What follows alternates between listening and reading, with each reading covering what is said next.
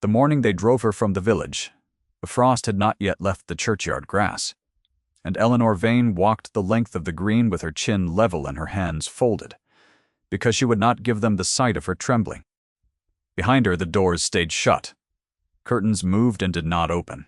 A boy she had once nursed through fever pressed his face to a window and was pulled back by his mother's hand. At the edge of the green stood the man who had done this, Josiah Crane, the magistrate's clerk, holding a paper he claimed carried the parish's verdict, and when she passed him he said the word again, "Lo," so that only she and the frost could hear it. Which she did not answer. She had learned that answering was a kind of feeding, and she would not feed him. You may think you know how this story ends, because the shape of it is old, and the world has told it many times. Stay with me. This one turns. She had lived 24 years in the parish of Hollowmere, and until that autumn she had been useful in the way the useful are permitted to exist and no more. Her mother had known herbs, and her mother's mother before that, and Eleanor had inherited the knowledge the way other daughters inherited lace. A folded thing kept in a drawer and taken out when the need came. When the smith's wife labored 3 days, and could not be delivered, they had sent for Eleanor. When the old rector's cough turned to blood, it was Eleanor who sat the nights. She asked for little. She was given less. And because she could do the thing the physician from the market town could not, or would not ride out to do for the poor, there had always been a portion of the parish that watched her sideways as one watches a fire that has been useful but might yet leave the hearth. The turning came with the fever that took 4 children in a single week, and with the fact that 3 of the 4 had drunk from the Crane family well, and with Eleanor's quiet, careful, entirely correct observation that the well sat downhill of the tanning pit and ought to be closed. She had said it once to the smith, meaning kindness. Josiah Crane heard of it before nightfall. His family had held the tannery for 2 generations. To close the well was to name the well as poison. And to name the well as poison was to lay 4 small coffins at the Crane door. He could not permit it. So he found another door for the coffins to be laid at, and the door he found was hers. It is an easy thing to make a healer into a witch. The same hands that soothe can be said to curse. The same knowledge that saves can be said to have chosen, on other nights, not to. By the end of the month there were 3 women who would swear they had seen her gather nightshade by the dark of the moon, and a farmer who would swear his cow had dried after she looked at it, and a girl of 9, coached and frightened, who would say in the vestry that Miss Vane had told her the dead could be spoken to if one only knew the words. None of it was true. All of it was said, and the parish, grieving and terrified and glad of a shape to give its fear, believed the saying. They did not burn her. This was not that century whatever Josiah Crane's grandfather might have wished. They did the modern thing, the polite thing, the thing that leaves no ash. They cast her out. A paper, a signature, a reading before the assembled parish that she was no longer to draw water from the common well, no longer to be housed, fed, or employed within the bounds of Hollowmere, and that any who sheltered her would answer for it. Her cottage, which had been her mother's, was found to sit on land. The Crane family had somehow acquired the lease too, during the confusion, and so the cottage too was taken. She was permitted to keep what she could carry. She carried a bundle of clothes, a bundle of her mother's dried herbs, and 1 small square of folded oilcloth she did not open in front of them, and she walked out of the only place she had ever lived with the frost still hard on the grass. What the parish of Hollowmere did not know, because Eleanor had never once had reason to say it, was what was folded inside that oilcloth. Her mother had been a healer. Her mother had also been, before her marriage, the family called a ruin, and Eleanor called a love story. The youngest daughter of a house whose name still hung on portraits in a gallery Eleanor had never seen. The oilcloth held a letter and a seal, and the letter had been written by a grandfather Eleanor had met exactly once, at 4 years old, and the seal was his. She had kept it because it was her mother's, not because she thought it worth anything. She did not yet know it was worth everything. The road from Hollowmere ran east through beech woods gone bare and copper, and Eleanor walked it because it was the only road, and because behind her lay a village, and before her lay at least the possibility of a town that did not know her face. She slept the first night in a shepherd's fold, with her back against stone, and the herbs held to her chest for the small warmth of the familiar. She was cold in the particular way of a woman whose cloak had been good 10 years ago, and was thin now, at the shoulders where the wind found her. She did not weep. She had decided, somewhere near the second milestone, that weeping was a thing she would do later, in a room with a door when she had earned the safety of it. It was on a second day where the road forded a swollen brook and the crossing had washed to a churn of brown water that she met the man who would undo the ending everyone had written for her, though neither of them knew it then. A carriage had stopped at the ford, a good carriage, dark and well kept, and the horses were shying at the water, and a gentleman had climbed down into the mud in boots too fine for it, and was speaking to the animals in a low, even voice that did not once rise. He was tall, and built in the way of a man who had done hard things with his body, and not only ridden to hounds, and his coat was the deep blue of a winter dusk. When he turned at the sound of her step, she saw a face that did not smile and did not need to, a jaw set, as if against a wind she could not feel, and eyes the gray of slate under rain. "The crossing is out," he said. Not to her quite. To the air near her.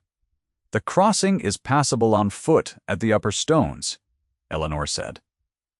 "If you go slowly and let the horses follow a person they trust, they will not follow the water. They will follow a hand." He looked at her then fully for the first time, and something moved behind the slate, and was disciplined back down before she could read it. "You know horses." "I know frightened things," she said, and did not explain that she had lately been one. His name, she would learn, was Adrian Ashworth, and he was the Earl of Wraxholm, and he was riding to a house he had inherited and did not want. She did not learn any of this at the ford.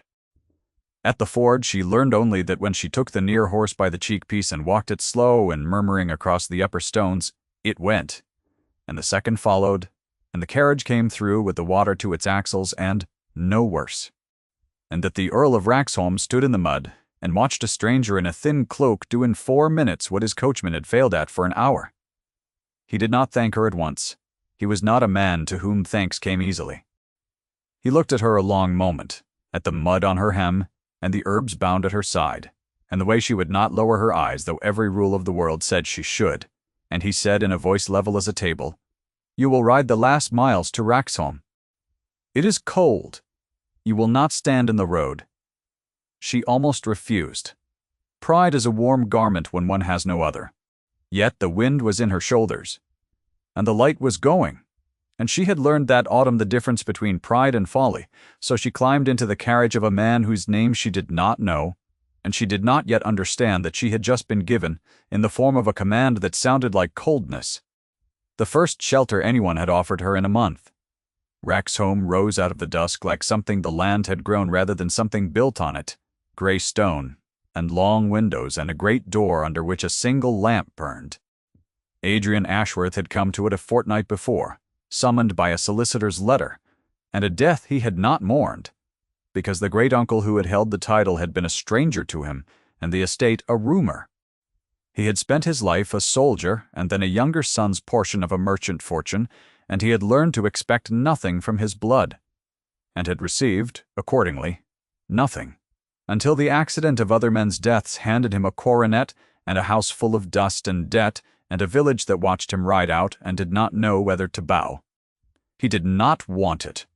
He had said so, to the solicitor, plainly. And then he had stayed, because there was a wound in him with a name he did not speak, and Wraxholm was far from every place that wound had been made, and a man will hide in a house of ghosts to escape the one ghost that follows him. That ghost had a name.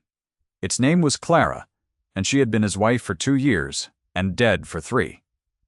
And Adrian Ashworth believed, with the private certainty of the grieving, that he had failed her. She had been ill a long while, and the physicians had bled her and blistered her and dosed her with mercury until she was more poisoned by the cure than the malady, And he had let them, because he had trusted the men in good coats, over the plain sense of a woman who had begged him near the end to send them all away and simply let her rest in the sun. He had not sent them away. He had believed the men in good coats, and she had died. And he had come to understand too late that his trust had been a kind of murder, done by proxy, and that he would carry it. He kept her miniature turned to the wall in the room he did not enter.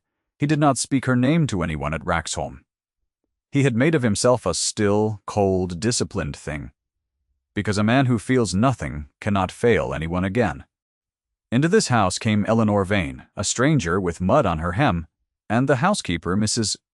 Pettifer, a broad and kindly woman whose loyalty had outlived 3 masters, took one look at the herbs and the raw hands and the careful stillness, and decided on her own considerable authority that the girl would sleep in the small room off the still room and be fed. No one asked Eleanor where she had come from.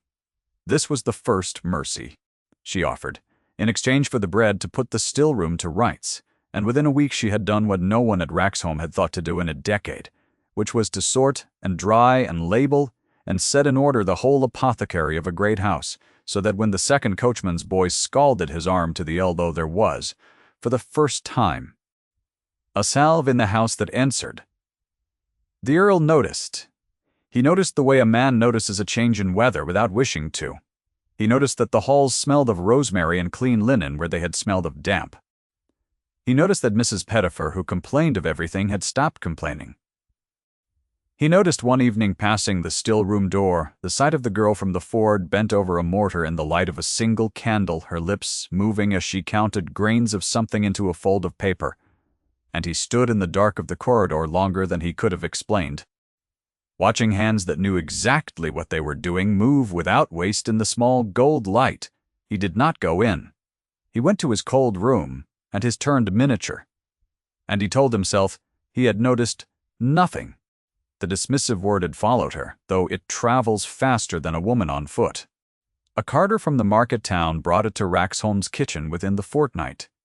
The tale of the witch cast out of Hollowmere, and one of the lower maids, a sharp girl named Susan, put it together with the stranger in the still room, and said it aloud over the servants' supper, half in fear and half in the pleasure of knowing a thing. That's her. The witch they drove out. Mark me, she'll bring something down on this house.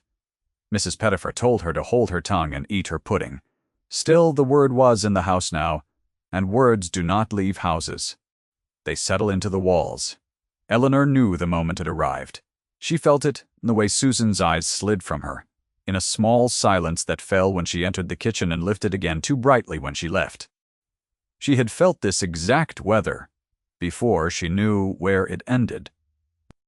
And so she did the only thing her month of exile had taught her to do, which was to become more careful, more quiet, more plainly and undeniably useful, as if usefulness were a wall she could build between herself and the Word. She rose before the house and slept after it. She asked for nothing. She kept the oilcloth in the bottom of her bundle and did not think about it, because to think about it was to hope, and hope had been made, that autumn, into a thing that cut. The Earl of Raxholm heard the word within the week from his own steward, a dry man named Halloway, who thought it his duty to inform his master of a snake in the stores. "The still-room woman," Halloway said over the estate ledgers in the level tone of a man reporting a fact. "You should know what she is called, my lord. In Hollowmere they named her a witch and cast her out lawfully. Some of the household are uneasy."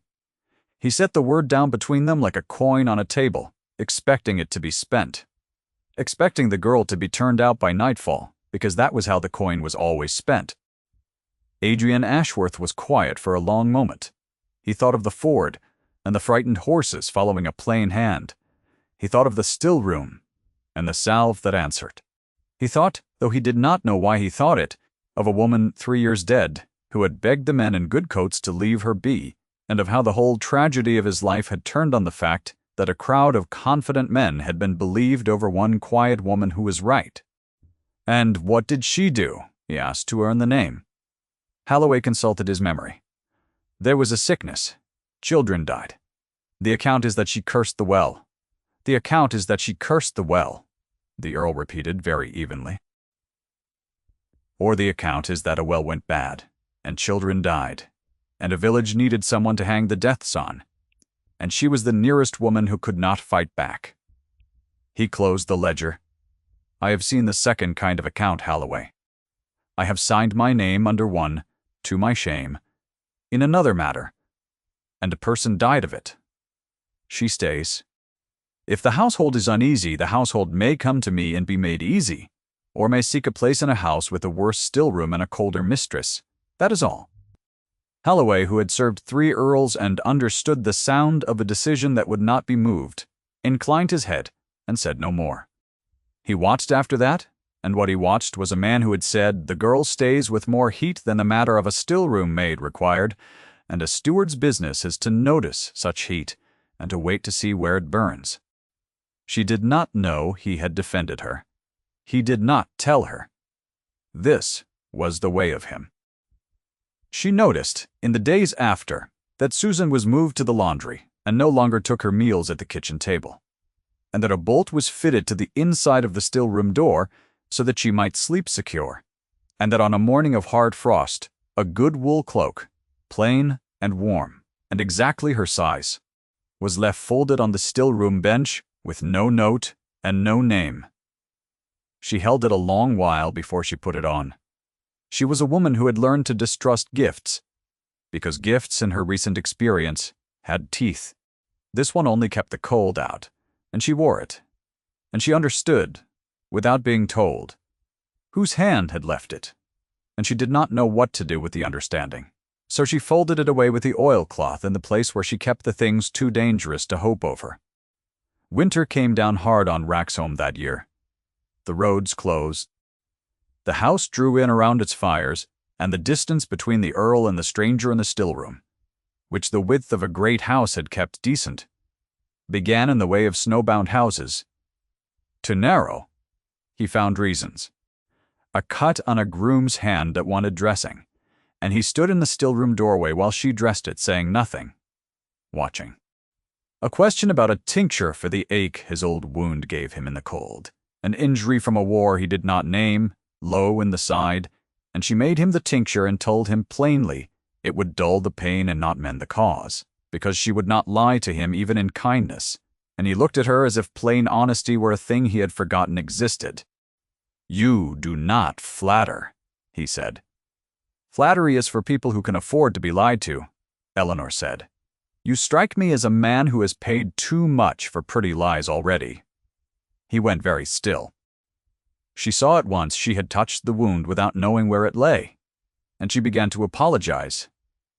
And he stopped her with a small motion of his hand. Not angry, only arrested. "No," he said. "You are right, I have." And for a moment, the slate of his eyes was not slate at all. And she saw down into the grief a man carries when he has trusted the wrong voices and buried the cost, and she recognized it, because she had lately been buried by the same machinery, the confident crowd, and the quiet truth trampled under it.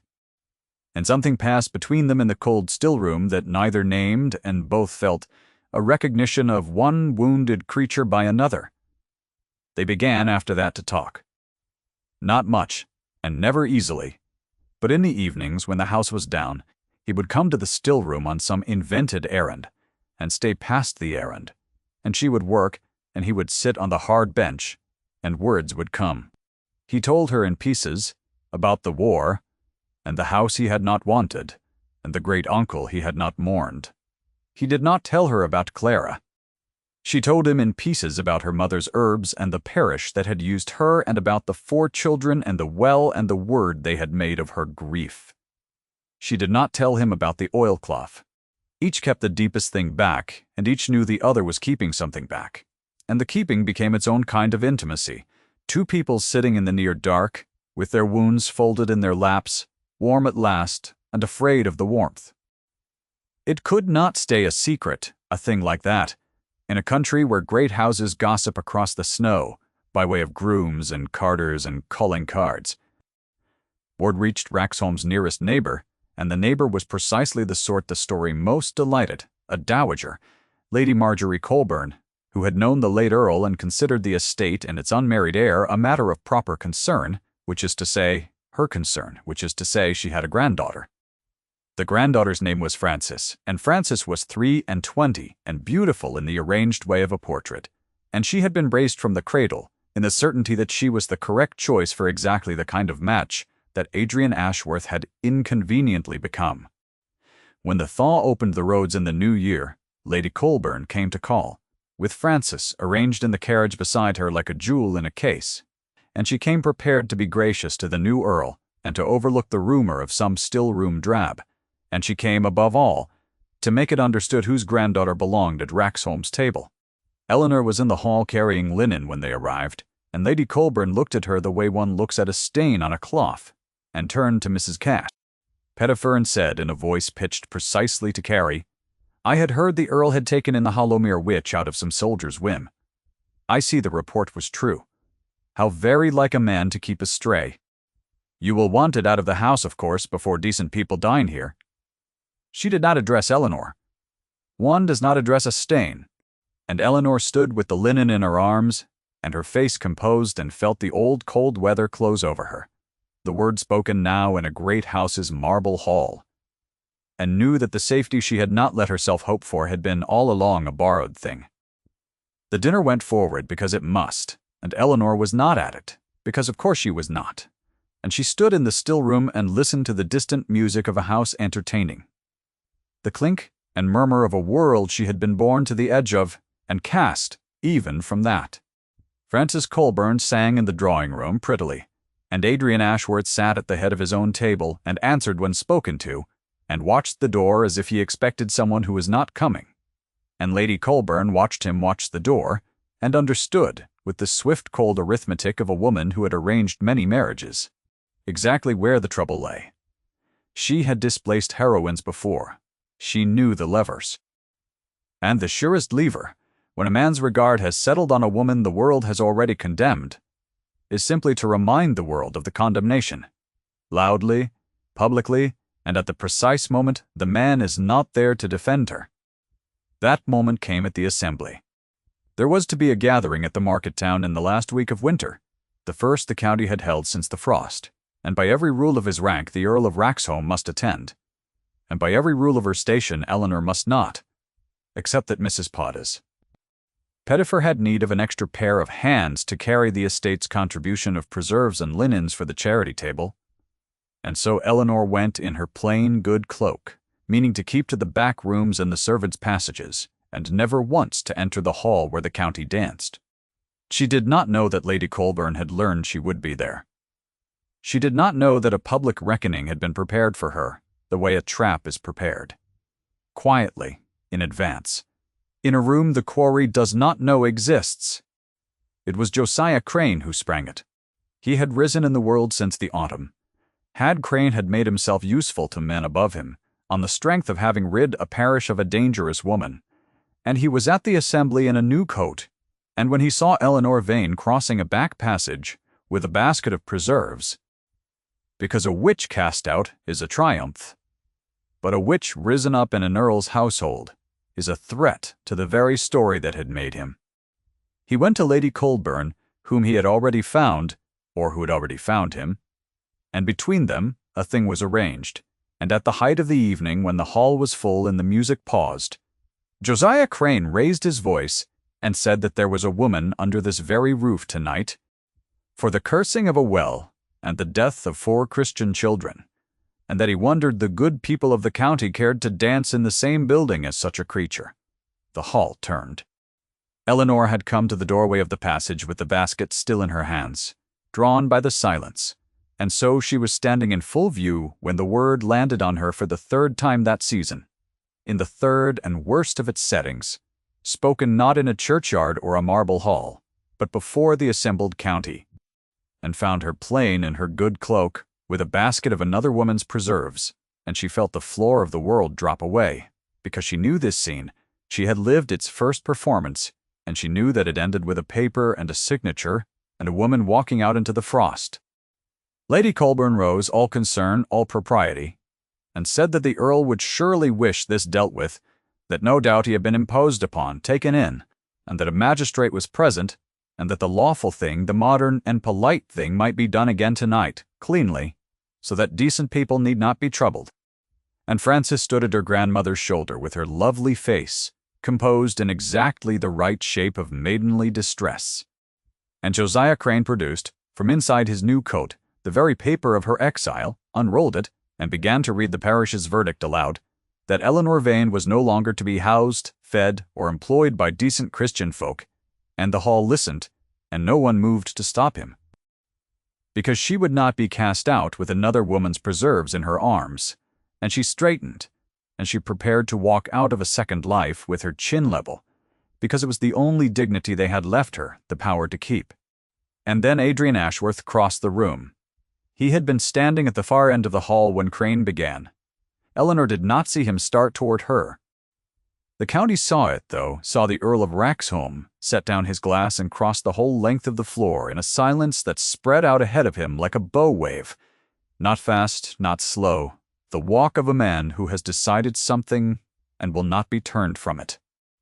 And he came to a stop beside Eleanor Vane, between her and the man reading the paper. And he turned to face the assembled county, and in the ringing quiet, he said 7 words. "This lady is my promised wife." Continue. The word promised did the work of an army. It reordered the room in an instant, because the county could dance apart from a witch, but it could not, without ruin, dance apart from the affianced wife of an earl, and every face that had turned to find its victim now turned to find its footing, and found none. Josiah Crane stood with the paper half read, and the sentence dying in his mouth. Lady Colburn's hand rose to her fan and stopped in the air, halfway forgotten, because she had played this game in every ballroom in 3 counties, and had never once seen a man simply pick the wrong woman and dare the room to say so. Frances looked at her grandmother, and for the first time in her arranged life, saw that her grandmother did not know what to do, and the sight frightened her more than any witch. It was not the Earl's word that finished it, though. Adrian Ashworth had bought Eleanor a moment, a breath, a floor beneath her feet, but the paper in Crane's hand was a lawful paper, and a promised wife could yet be a promised mistake, and Lady Colburn, recovering, began to say as much, that an earl might be imposed upon in his affections, that the parish verdict yet stood. In the eyes of the law, a creature cast out, and it was here, in the small silence after the dowager's recovery, that Eleanor Vane did the thing that no rescue could have done for her, the thing that had waited in a square of oilcloth at the bottom of a bundle since the frost first hardened on the Hollowmere grass. She reached into the good wool cloak, and she drew out the folded oilcloth, and she opened it in the light of the assembly's 1,000 candles, and she held up a letter and a seal, and she spoke for the first time that evening, in a voice that did not shake because she had spent a whole winter learning to keep it level. "My name is Eleanor Vane," she said. "My mother was Honoria Vane, born Honoria Wraxholme, youngest daughter of the 7th Earl of Wraxholme, who wrote this letter with his own hand, and sealed it with his own seal, acknowledging her and her issue as of his blood." She let the words settle. "I did not come to this house by chance. I came along the only road there was, and I did not know whose house it would be. Yet the law you are so fond of, the modern, polite law that casts women out with a paper and a signature, is the same law that governs blood and inheritance. And by that law I am not a stray the Earl took in. I am the late Earl's great niece. And the lease on my mother's cottage in Hollowmere, the cottage the Crane family took while the village was busy calling me a witch, was never theirs to take, because that land was never Hollowmere's to lease. It is Wraxholme land. It is my family's land, and I have the papers to prove it, which I will lay before any magistrate who cares to read them, including the one Mr. Crane was so eager to summon tonight. The hall did not erupt. It was too well-bred to erupt. It did something quieter and more total. It rearranged itself. A woman who is a witch may be cast out with applause. A woman who is the acknowledged blood of the house, whose name the county has bowed to for 200 years, cannot be cast out at all, and the same faces that had turned to condemn her now performed, with the swift shamelessness of crowds, the small adjustments of people discovering they have been on the wrong side and hurrying to correct it. Josiah Crane's paper, the great lawful paper of her exile, was suddenly only a paper, and a fraudulent one, made by a man who had stolen a lease he had no right to. And Crane understood in an instant that the story that had raised him had just become the story that would ruin him. And not just become the story that would ruin him. And he rolled the paper up with hands that had begun to shake and looked for a door. Lady Colburn did the thing that her whole life had trained her to do, which was to recover her footing on any ground. She lowered her half-raised fan. She inclined her head to Eleanor with the exact degree of courtesy owed to the great niece of an earl, no more and no less, and she said in a voice of perfect and defeated civility, "Lady Eleanor, of course." One had not been informed of the connection. And in the small clause one had not been informed she conceded the whole field, gracefully, because a dowager who cannot win learns young to look as though she had never been playing. She gathered Francis, who was looking at Adrian Ashworth with something that was not longing, but relief, the relief of a girl handed back her own life. And the Colburn carriage was called for, and the county watched it go, and understood that the correct choice had lost, and that the correct choice had never truly been the point. Adrian Ashworth had not moved through any of it. He had stood beside Eleanor while she spoke, and he had watched her hold up the letter with the same steady hands that had crossed the frightened horses at the ford, and something in him that had been turned to the wall for 3 years had come slowly around to face the light. When the carriage had gone and the music, uncertain, began again, and the county returned to the careful business of pretending nothing had happened, he turned to Eleanor, and in a voice pitched low, for her alone, beneath the resuming violins, he said the thing that had cost him more than the 7 words in front of the room. I said promised, because it was the fastest true thing I could say. I have wanted to say it slowly for a month. Eleanor, marry me. Not to shelter you. You have just shown the county you need no shelter. Marry me because I have been a still cold thing for 3 years. And you are the first person since Clara I have wanted to tell the truth to. And I am tired. I am so tired of the wall. It was the first time he had said the name. Clara. He said it and did not flinch. And Eleanor understood the size of what he had just handed her. The turned miniature come off the wall, the wound named aloud in a public hall to a woman he had known one winter. And she understood, too, that he was not offering her rescue because she had rescued herself, in front of 1,000 candles. With a letter her mother had left her, he was offering her the thing she had never once been offered in 24 years of being useful. He was offering to be plain with her, to tell the truth.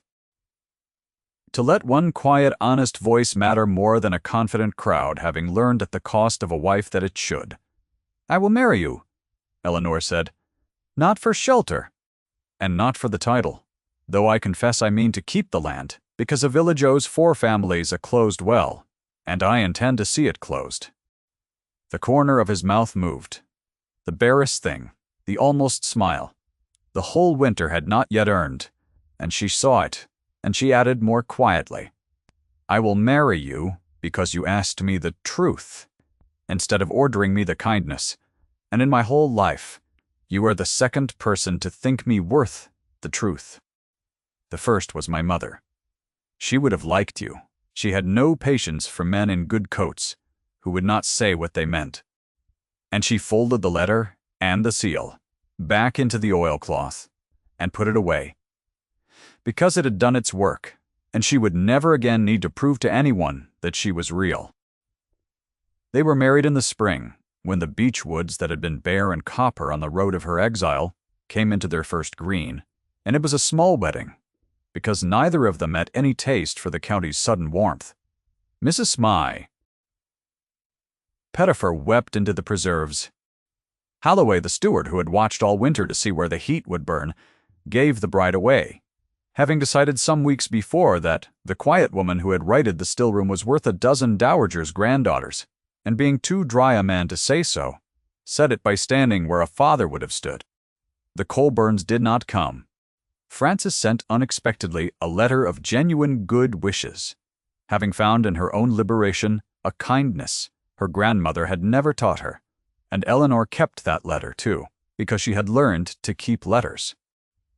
As for Josiah Crane, he was not destroyed, because Eleanor would not have him destroyed, and this surprised the county more than anything else she did.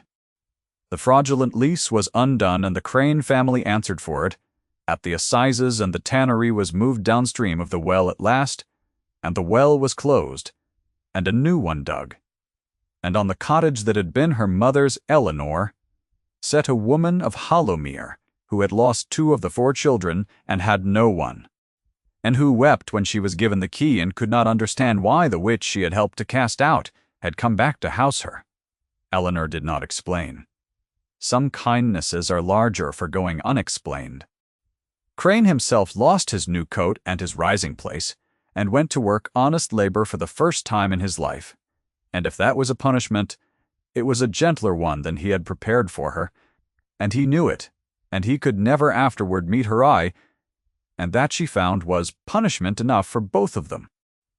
On a night the following winter, a year exactly from the frost that had driven her out, Eleanor Ashworth, Countess of Wraxholm, sat in the still room that was now hers by every law of blood and marriage, and simple daily use, and sorted herbs by the light of a single candle, because a title does not cure the hands of their knowledge, and she had no wish to be cured of it. The door opened. Her husband came in as he had come in all that first winter on invented errands, except that now he needed no errand, and he sat on the hard bench where he had sat when they were strangers, keeping their wounds in their laps, and he watched her hands move without waste in the small gold light. On the shelf above her, no longer turned to any wall, stood a miniature of a woman with a kind and tired face, set there by his own hand, because a house should be able to hold its dead in the light, and Eleanor had told him so, and he had believed her, having learned at last to believe the quiet voice that was right. Outside, the snow came down on Wraxholm the way it had come down the year she arrived, soft and total, closing the roads, drawing the great house in around its fires. This time, she was not cold. She counted the last grains into a fold of paper, and set the pestle down, and looked up to find him already looking at her. And neither of them said anything, because they had spent a whole winter learning that the truest things are the ones a body says before the mouth catches up. And his was already said, and hers was said, and the candle burned, and the snow fell, and the letter that had proved her real lay folded and finished in a drawer she would never need to open again. If Eleanor's winter moved you, stay a moment before you go, and think of the quiet ones in your own life, whose worth the crowd has not troubled to see. Thank you for staying to the end.